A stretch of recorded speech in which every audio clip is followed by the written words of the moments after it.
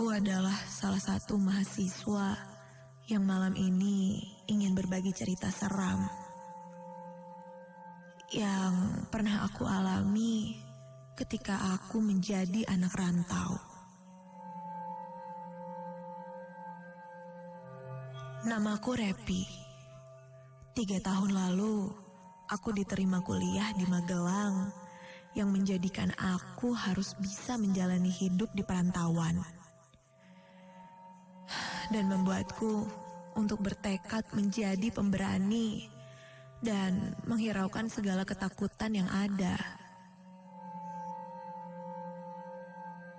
Mulai dari kejadian-kejadian seram yang cukup sering terjadi, namun aku mencoba menghiraukannya.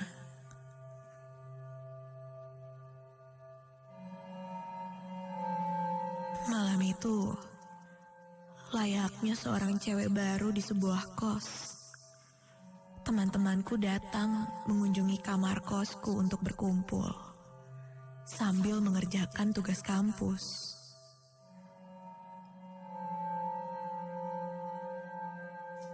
Kamar kosku memang tidak terlalu besar, namun cukup untuk kami berempat saat itu.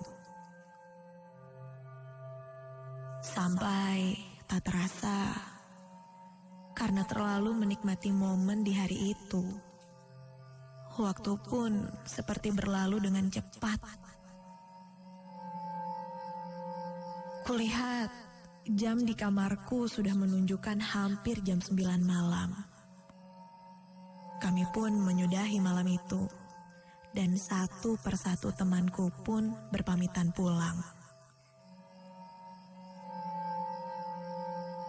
Sampai hanya tersisa satu temanku saat itu yang masih menunggu untuk dijemput. Ketika sedang menunggu, entah bermaksud untuk menakut-nakutiku atau apa, tiba-tiba saja temanku berkata, Rep, kok perasaan gue tiba-tiba gak enak gini ya?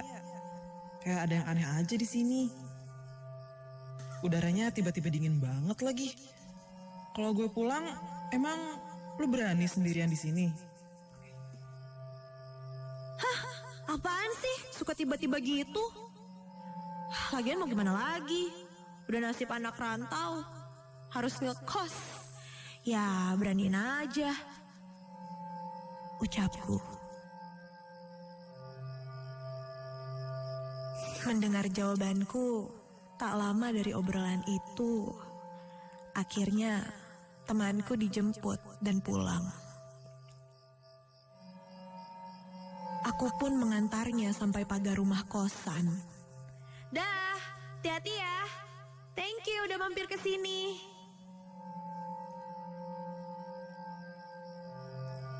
Aku pun kembali menuju kamar kosku dan lanjut bersih-bersih untuk segera beristirahat.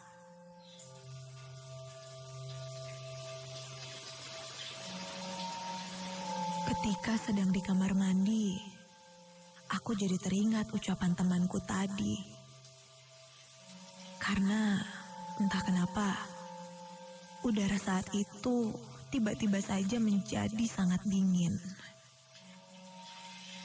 Dan kurasakan sesekali angin yang berhembus lumayan kencang, membuat bulu kuduku sedikit berdiri.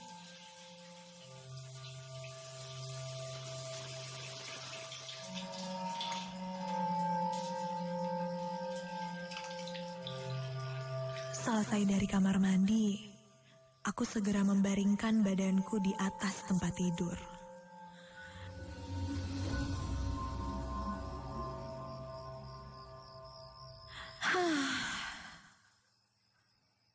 Cukup lelah kurasakan, ditambah tugas yang belum juga selesai.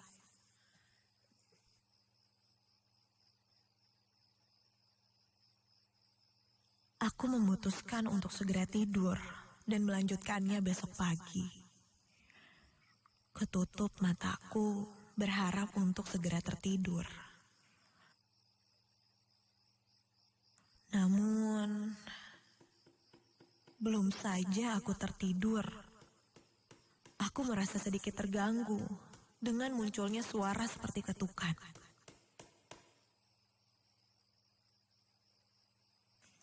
Iya, seperti suara seseorang yang sedang memukul menggunakan palu.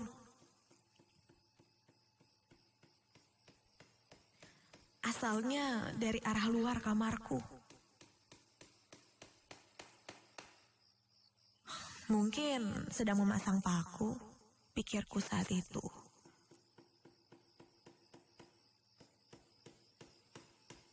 Gak tahu waktu banget sih tuh orang. Udah malam gini masih aja berisik. Sedikit rasa kesal muncul malam itu. Karena aku sangat terganggu dan membuatku sedikit sulit untuk tertidur.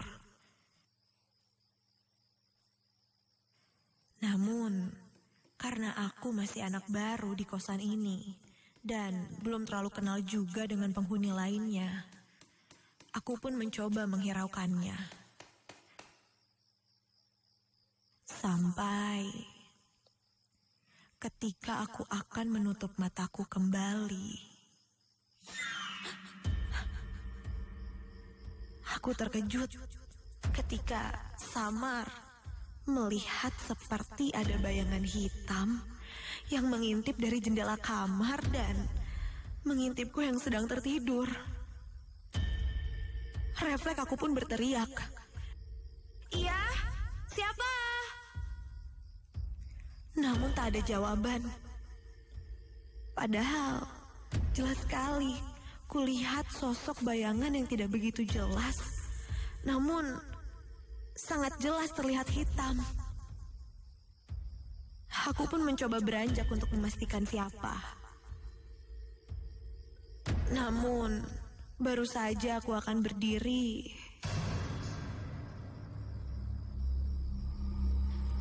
lampu di kamarku tiba-tiba saja mati.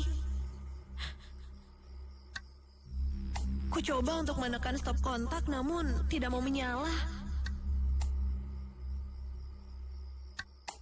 Mungkin ada pemadaman listrik di daerah sini. Jadi, ku nyalakan flash di handphoneku dan ku sorot ke arah lantai untuk berjalan keluar kamar. Dan aku pun mengecek situasi di luar.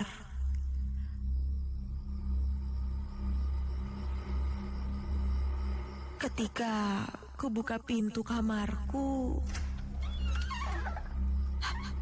lampu akhirnya nyala kembali.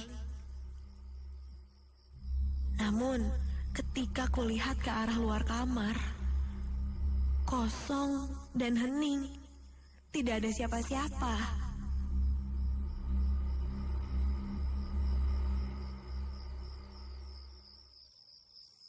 Sampai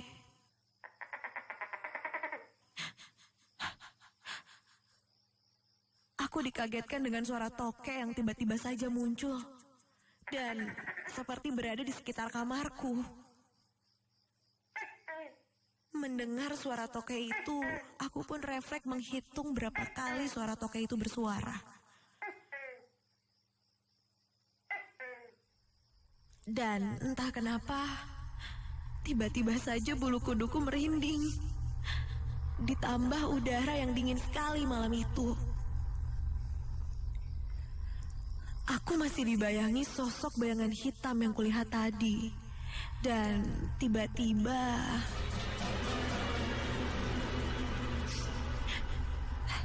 tercium bau yang sangat menyengat. Kukira itu wangi parfum. Namun ketika kurasakan lagi, ini seperti wangi bunga. Iya, seperti wangi bunga melati. Aku sedikit terdiam dan bertanya dalam hati, siapa yang memakai parfum malam-malam gini? Sampai... Kenapa lagi sih? Lagi dan lagi lampu di area kosan ini mati. Dengan sedikit kesal, aku langsung masuk kembali ke dalam kamar dan mencoba mencari lilin untuk membantu penerangan di kamarku. Kusoroti lagi dengan cahaya flash di handphoneku. Namun, ketika aku sedang fokus mencari lilin, terdengar suara toke lagi. Namun, kali ini jelas terdengar seperti ada di dalam kamarku. Seketika aku pun panik. Ada rasa sedikit penasaran saat itu. Karena setauku, jika kita mendengar suara toke dan suara tersebut ganjil, itu menandakan ada makhluk halus di sekitar kita. Aku pun mulai menghitung lagi berapa kali suara toke itu. Dan ketika aku hitung, 1, 2, 3, 4, 5. Hah? Ganjil. Aku terdiam. Dan suasana saat itu mendadak menjadi hening. Dan aku tidak sengaja menjatuhkan handphoneku yang kupegang. Terjatuh tergeletak di lantai dengan lampu flash yang masih menyala. Dan ketika aku berniat untuk mengambilnya, ada sesuatu yang sedikit janggal. Ketika kulihat ke arah tembok, dari pantulan cahaya yang memantul dari flash handphoneku, terdapat bayangan hitam selain bayanganku. Berada di belakangku. Refleks aku pun langsung menengok berbalik melihat dan... Kulihat di belakangku kini berdiri seorang wanita. Tubuhnya berbalut kain putih kusam dan rambutnya hitam. Dan lidahnya menjulur keluar. Kakinya tidak memakai alas kaki dan bola matanya berwarna putih. Di sepanjang wajahnya terlihat gerak urat-urat dari wajahnya. Mulutnya terbuka sedikit dan dia tertawa cekikikan. Sesegera mungkin aku berlari untuk keluar. Dan tak lama pun lampu menyala. Ku coba mencari orang-orang yang ada di kosan sampai aku bertemu salah satu penghuni kosan yang baru saja pulang. Dia menatapku sedikit keheranan. Aku beranikan diri untuk menceritakan semua kepadanya. Dia sempat bertanya dengan apa yang kulihat tadi. Dan setelah aku ceritakan semuanya, dia pun bilang kalau katanya dulu salah satu pemilik rumah ini meninggal dunia di sini. Dan kamar yang kutempati sekarang dulunya adalah kamarnya. Sebelum meninggal, dia sempat berpesan kalau rumah ini tidak boleh dijual. Sampai akhirnya setelah bertahun-tahun kosong, rumah ini pun dijual dan dijadikan tempat kos oleh pemilik baru. Percaya atau tidak, 1 minggu setelah kejadian itu, aku langsung memutuskan untuk keluar dari kosan itu dan mencari tempat tinggal baru.